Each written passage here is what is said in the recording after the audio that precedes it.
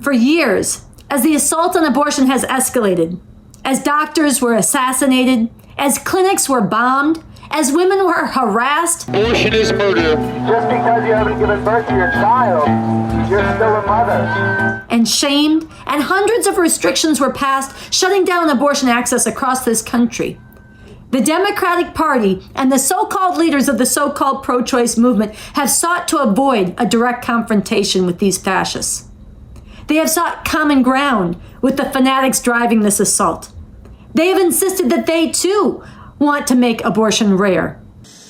We can support a woman's right to choose that makes abortion safe, legal, and rare, and reduces the number of abortions. They have refused to warn people that this assault on abortion is also aiming for birth control.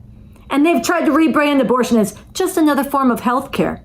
Abortion is health care. They've done everything they can to avoid confronting the truth that Bob Avakian has put his finger on and fought for people to recognize for decades, which is that this assault on abortion has never had anything to do with babies. It has nothing to do with life. It is all about enslaving and controlling women. And now, as these Christian fascists, who make up a core of what is now a fascist Republican Party, are emboldened by their expectation that the Supreme Court will soon overturn Roe v. Wade, the national protections for abortion rights, as they're emboldened by the fact that the courts let stand a vigilante fascist abortion ban in Texas and gave the green light to other vigilante copycat bans across the country. These fascists are making it increasingly difficult to ignore their women-hating core. As Mary Ziegler, a law professor, wrote in a recent column in the New York Times, some of this new crop of bills reflect a change in how the anti-abortion movement portrays such women, depicting them as serious criminals rather than innocent victims of the, quote, abortion industry, as was common in the past. That rhetorical and legal shift sends a powerful message about who is likely to face criminal punishment when Roe is dismantled, as it is expected to be this summer. Just yesterday, the governor of Idaho signed into law a ban on abortion that in many ways is a copycat of Texas's ban. It too bans abortion at approximately 6 weeks into pregnancy, long before most women even know they're pregnant. It too is enforced by vigilante. It too is an open violation of Roe v. Wade, what is supposed to still be the law of the land in this country. But here's the difference. In Idaho, the right to sue to punish for abortion is specifically given to the man whose sperm is involved in the pregnancy, and to his family.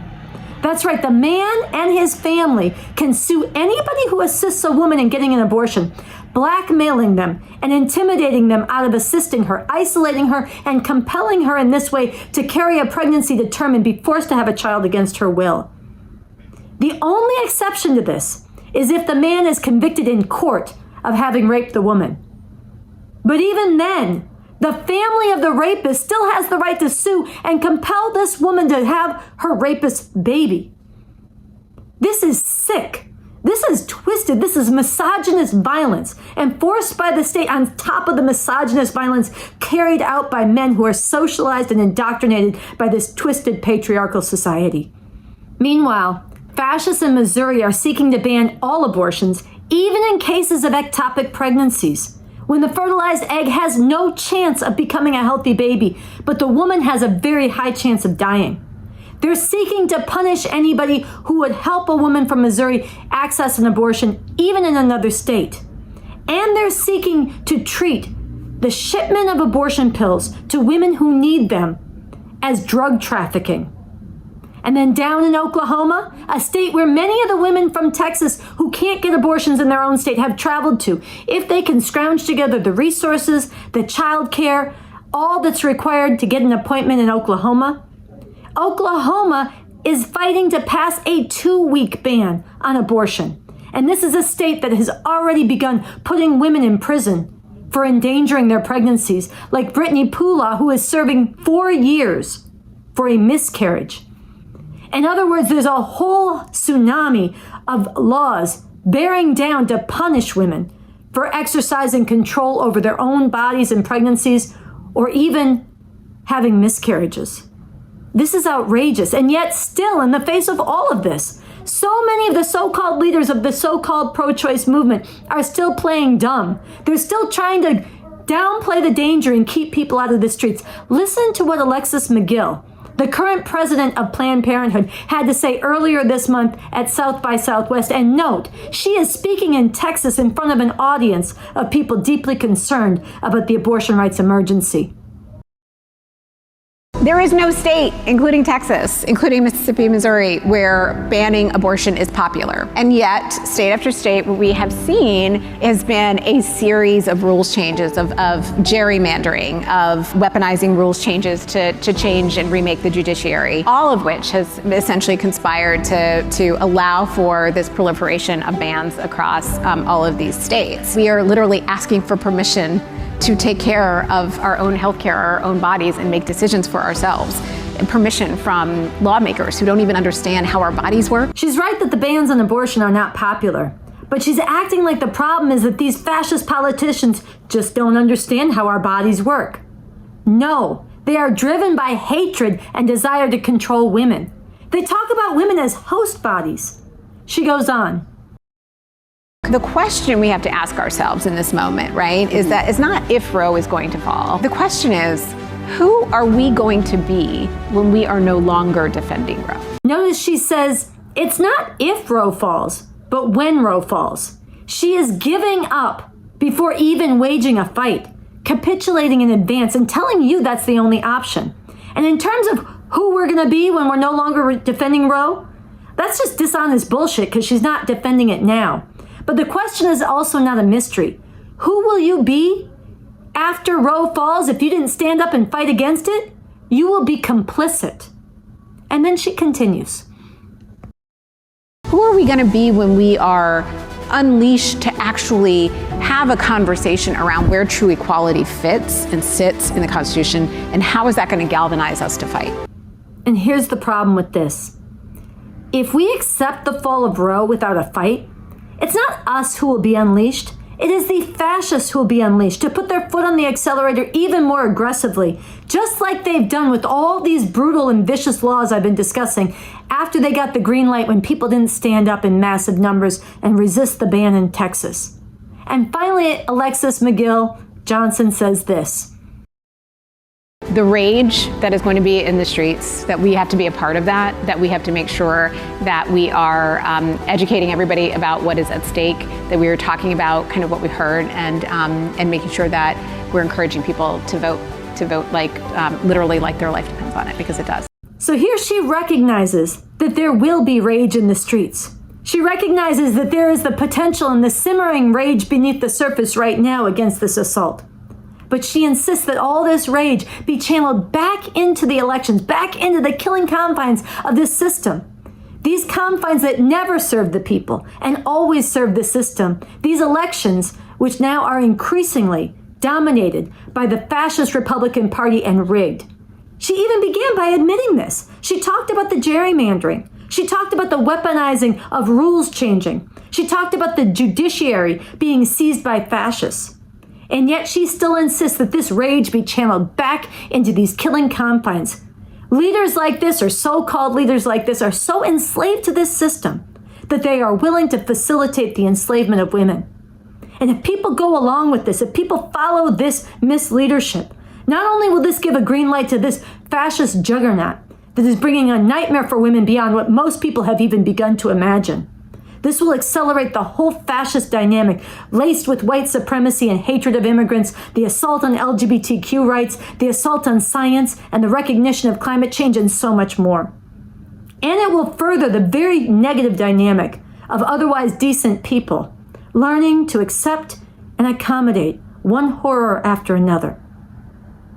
But in the converse, if people stand up against this, if the fury of women and others is unleashed in the streets to fight against this and change terms from below, not only can we beat back this assault, if growing numbers of people begin to dig into the source of this problem and get serious and get organized with the real solution, which is an actual revolution, this fight can be a key part of bringing about and opening up the possibility to bring this whole system down and bring a radically better system and world into being There's actually a beautiful future that can be seized if we stand up. And here I want to play you a section of the riseupforabortionrights.org statement that gets at this. From a broad unity of people coming at this from different perspectives, what can be seized, what can be won by going into the streets? Our only way forward and our best way forward is to resist. To step outside confines of official politics and fill the streets with our fury.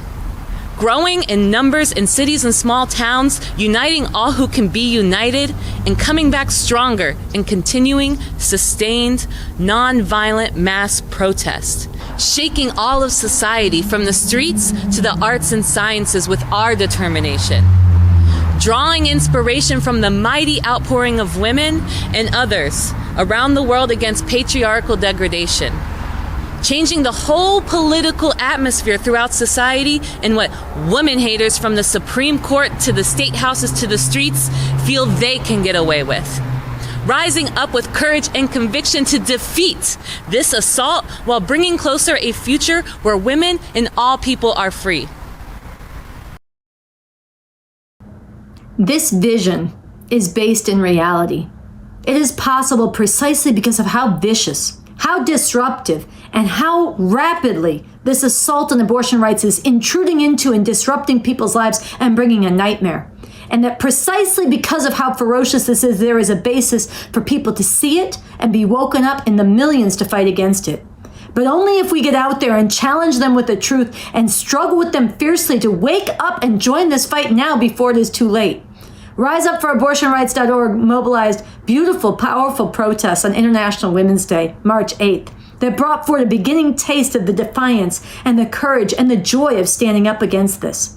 And on April 8th and 9th, there are powerful days of action being called to bring this fury back into the streets on an even greater level. On April 8th, to wear the green that has become an international symbol of the fight for abortion rights and the struggle in the streets to win abortion rights that is being taken up here. We want green worn all over the campuses and workplaces and displayed in many, many ways publicly. And on April 9th, we come back into the streets, thousands strong in powerful protests nationwide. And everybody watching has a huge role to play and a responsibility to fight to make these as powerful as possible, to bring that same passion, that same defiance we saw on International Women's Day back into the streets on a much magnified scale, to get out and struggle with other people to join with this and make this a real leap that then can go forward and again draw in more people as described in that statement and as is necessary and possible to defeat this fascist assault on women. So to close out this segment, I want to bring you an excerpt of an interview that I did with two people who are part of this movement, RiseUpForAbortionRights.org in this country, who were on my radio show earlier this week. Sam Goldman is on the editorial board of RefuseFascism.org. She hosts the podcast, Refuse Fascism, and she, with myself and others, is one of the initiators of Rise Up for Abortion Rights. And Patricia Wallen is a woman from El Salvador who spoke at the protest in Chicago on International Women's Day. And here she talks quite a bit about how barbaric and cruel the treatment of women is in El Salvador, a country that has actually fully criminalized abortion, a country that gives a taste of what is in store for women here if we do not stand up. And so both of them talk about the importance of this green and of the upcoming actions called by RiseUpForAbortionRights.org. We'll close out this segment with them. Since 1998, the government changed the law. So now abortion is 100% criminalized there. But before 1998, abortion was permitted in circumstances like cases of rape, incest, or miscarriage. But since 1998, women are being incarcerated just for having miscarriages, just for having stillbirths, or other problems with their pregnancies. And they get 8 years in jail for abortion. And once the women are there, they change the charge to aggravated homicide. So women end up getting 30 to 50 years of jail for having abortions. They incarcerate people for performing an abortion. They incarcerate people for just having a miscarriage and the person who was there to help. For example, the nurses. There's a saying in El Salvador that says, from the hospital straight to jail. You go in asking for help. If you're having, if you're bleeding, if you're pregnant and you have problems, you go to the hospitals asking for help and you go straight to jail. There was a case in El Salvador, the case of Beatriz. She was a woman who suffered, she had lupus, for example, and kidney disease. And then she had problems with her pregnancy. So the doctors were saying, what you need is an abortion to save your life. So they went in front of the court in El Salvador, but the court denied it because they said it was unconstitutional. She ended up dying. Oh. But this is how the laws are affecting women. And, we're going to see this in the U.S. if we don't act like you said. Patricia, myself and Sam right now, for everybody listening on the radio, we're all wearing green bandanas. And I wonder, Patricia, if you could talk about what this green bandana means. When women in Argentina started taking the streets again to fight for reproductive rights, they took up the bandana and they chose green to do it. And that's become the symbol in all Latin America, because there's other countries too that are fighting for the same rights for women. And, it's been for me an inspiration to see the green bandana being used in El Salvador now with the movement there. They're taking it to the streets. They're being creative. They're protesting, using this green bandana. And that's the symbol of the right to free, legal, and safe abortion. Now the green wave has come to the U.S. and I'm excited because we are going to be a big wave here. Sam, you want to talk about the importance of taking up this green bandana here and why Rise Up for Abortion Rights has taken it up? Yeah. So April 8th is going to be a day of wearing green nationwide in this country. I want to say wearing green, but also displaying green, basically a day of green. Spreading, the bandana, green flags, green banners, green chalk. I was reading stories and interviews from people who had started the campaign to make abortion legal in Argentina. And one of the quotes that stuck out to me when they were asking about why you wear green was from this woman, Celeste, who said, so that you can recognize and be recognized. Mm-hmm. Recognizing each other is fundamental in this fight. You are literally taking the taboo out of your bag and you are saying that personal is political and collective. That it's a part of bringing every force that we have into the streets on April 9th, where we're coming back in bigger numbers into the streets to demand abortion on demand and without apology. I want to give each of you, Sam and Patricia, so much appreciation for coming on this show. If there's any closing words. I just wanted to say the last thing, restrictive abortion laws only lead to more unsafe abortions. Join the green wave, keep resisting. Our, women's rights, they have never been given to us. We've always had to go to the streets and fight for them, starting with the right to vote for women. So join. Go to Rise Up for the number abortionrights.org. Make sure that you find where you're going to be April 9th, nationwide mass protests, wearing green, spreading green everywhere, April 8th.